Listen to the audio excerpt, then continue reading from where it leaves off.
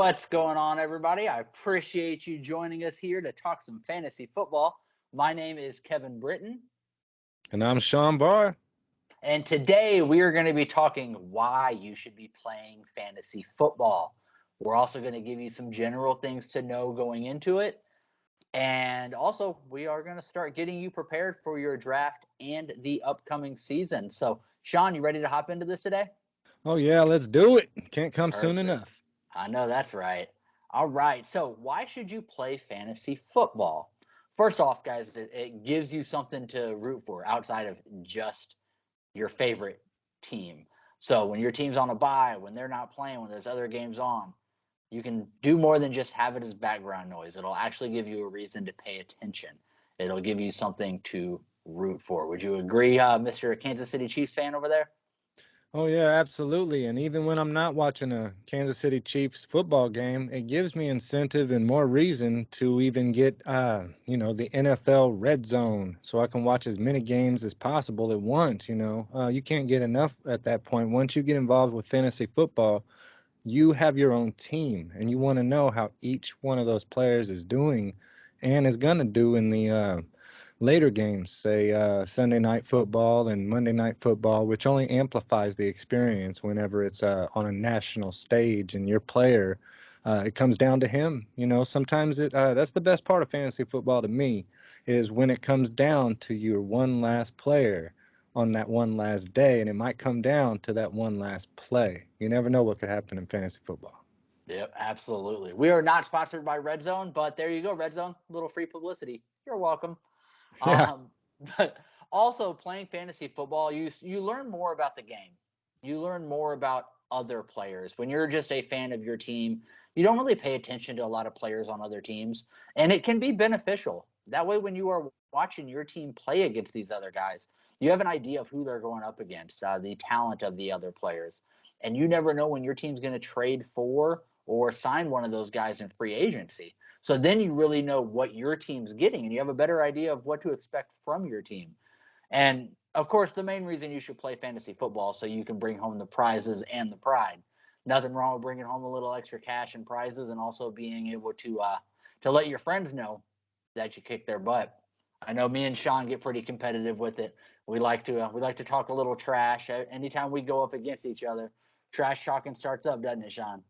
oh yeah, absolutely. And some people take it even to the extreme and have their friends go out on the side of the corner and wear a wig and hold a sign saying, I lost my fantasy football league. You could take it as extreme as you like, but when it comes down to it, it's just the moolah that I like. Sean, I think you just gave me an idea. Yeah. I think we're going to have to do a fantasy league, maybe with some viewers, Yeah. and I think we make a wager like that. If if you do lose, you have to do something embarrassing, take video. If it's one Right. of us, we'll post it on the channel. If it's one of the viewers, they can send it in to us, and then we can post it on the channel. So we'll talk about that more when the time comes. Yes. But you gave me an idea there, Right. Play at your own risk. for sure. Now, let's talk some general things you guys need to know about fantasy football. First things first, and I want to make this very clear because a lot of people make this mistake. Nobody cares outside of your fantasy league about your fantasy team. Sean, have you ever had a buddy of yours start talking to you about their team? Like, oh, I got this guy and that guy? Well, usually when it comes down to it, once you start talking about your fantasy league team, they start talking about theirs, and that's all they can think about is their own fantasy league team. So that's how it goes. Nobody really cares about your fantasy league team except for you, and you should, and that's all you should care about. Other people's players, you only worry about them when it's your time to play them on the matchup. Then you see them side by side on that list, and you can compare the two players and the two teams. But you know what? We're way beyond that. We're pros at what we do, and we analyze every bit that we can. And in fact, we look at the matchups from day one to see what is going to be on down the season, and that culminates into a factor to where you don't know who you're going to pick up or drop and all that, and we've got it all figured out for you and why. So stay tuned. We've got a long way to go in this season, and we want to give you the head start with this. Absolutely. We'll give you guys all the insight you need as we get into this. We'll be talking draft. We'll be talking once the season starts, everything. We're going to walk you guys through all of it. Now, another thing I want you guys to keep in mind with fantasy football is when you do get to your draft, I want you to remember you don't have to draft positions in any particular order. You don't even have to get all your starters out of the way before you start drafting your backups.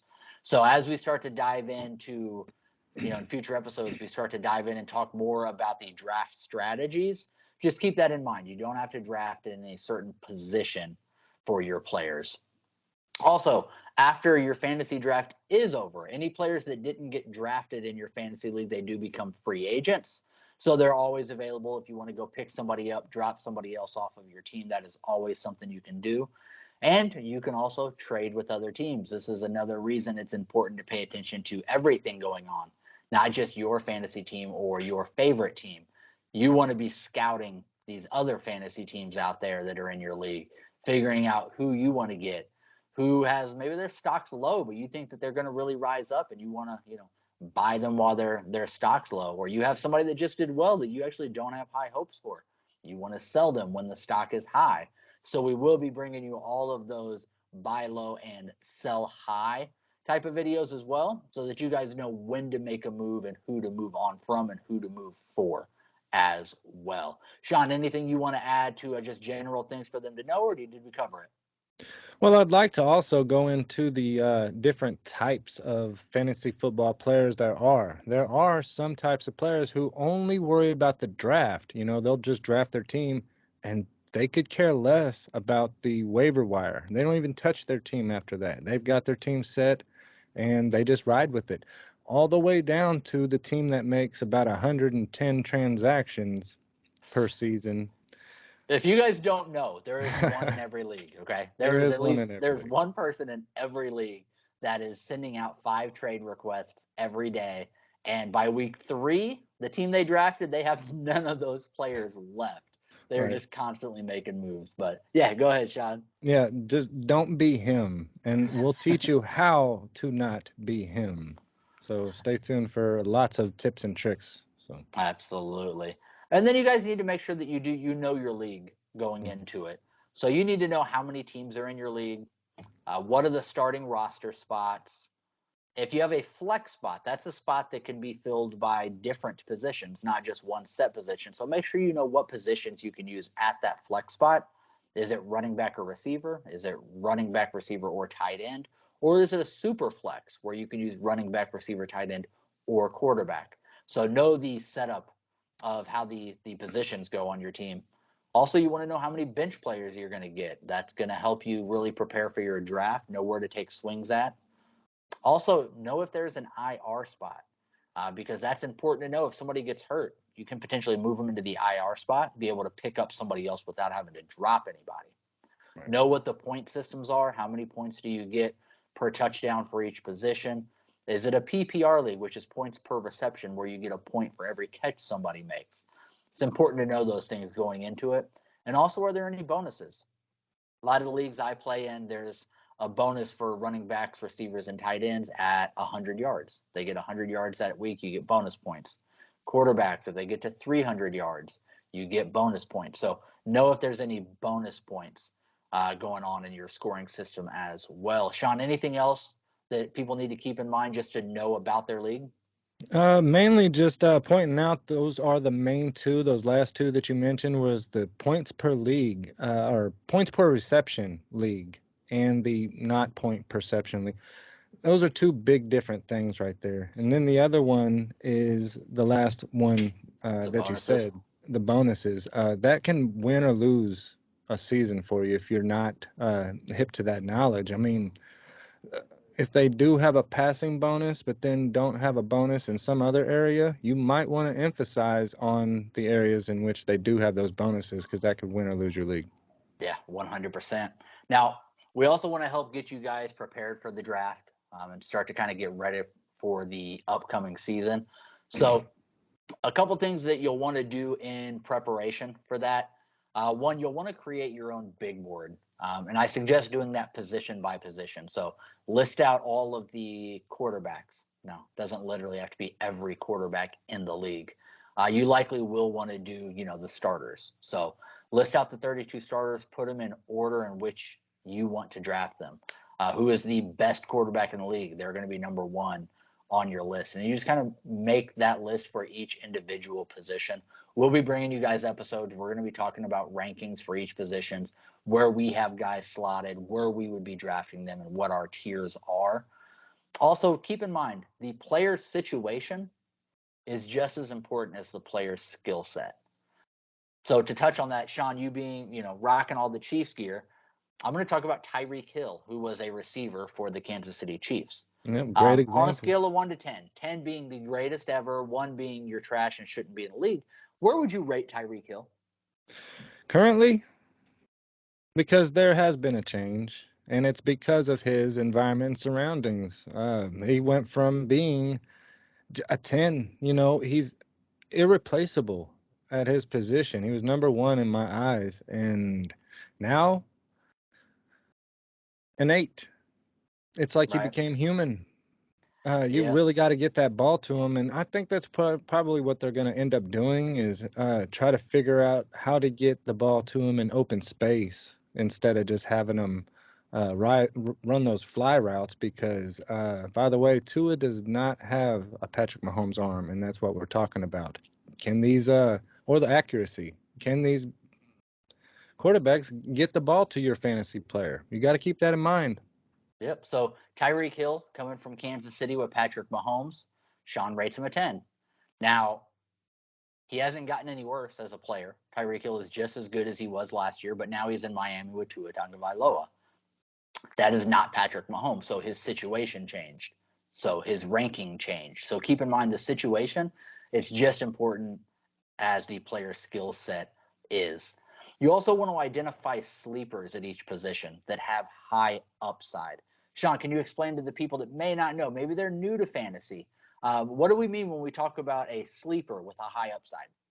Well, a sleeper could mainly be a rookie, somebody that is not too familiar with. Also, somebody who just switched teams and is in another scheme and philosophy could benefit from a better environment, and also something that's right in front of your face, the workhorse. You lose track of these stats. Well, the attempts. The times they see the ball, how many attempts do they have, catches? These numbers will accumulate, and you can't lose track of what's right in front of your face right there as well. Yep, absolutely. Now, once you guys have your big board all made up, you have your rankings for each position, I highly encourage you to take that and compare it to the big board for the whatever site you guys are using, whether it's ESPN, Yahoo, um, any of them, whichever you guys are using. Take your rankings and compare them to theirs. Now, don't compare it to make changes and try to match what they do. You want to do it so you can make note to yourself of maybe you're 10 spots higher on a player than the site that you're using. Maybe the site itself is 10 spots higher on a player. If that happens, the likelihood of you getting them becomes a lot more minimal. So you want to make note of the site itself and just kind of how it ranks players compared to how you have it ranked, because that's something you'll want to keep in mind when you do actually go in to your draft. Sean, anything else that we need to get out of the way today for everybody?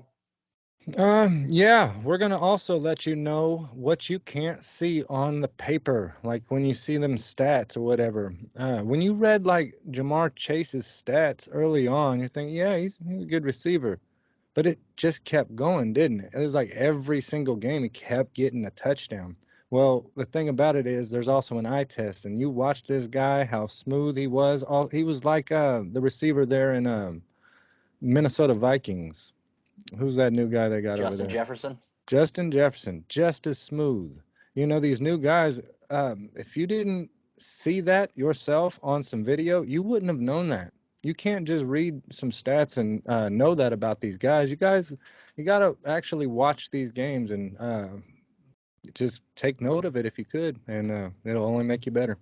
Yep. Remember to draft for what production you think that player is going to get. Don't draft based on them being a big name. I've seen a lot of people make that mistake. Yes. Last year, Yes. year before, 2 years ago, drafting a Larry Fitzgerald because they're familiar with the name. Larry Fitzgerald the last few years, he wasn't going to give you big points. People were only drafting him because of the name. So keep in mind, don't draft somebody just because they are a big name. That doesn't always equate to large production. But most importantly, guys, subscribe to the channel and continue to tune in as we prepare you for your draft. And we assist you every week of the season with who to start, who to bench, who to get off the waiver wires, who to trade. We'll also be doing Q&As to answer your specific questions as we help you bring home the prize and the pride in your fantasy football league. And don't forget to click that thumbs up button. We would appreciate that very much as well. But I appreciate you guys tuning in. Again, my name is Kevin Britton. And I'm Sean Barr. Until next time.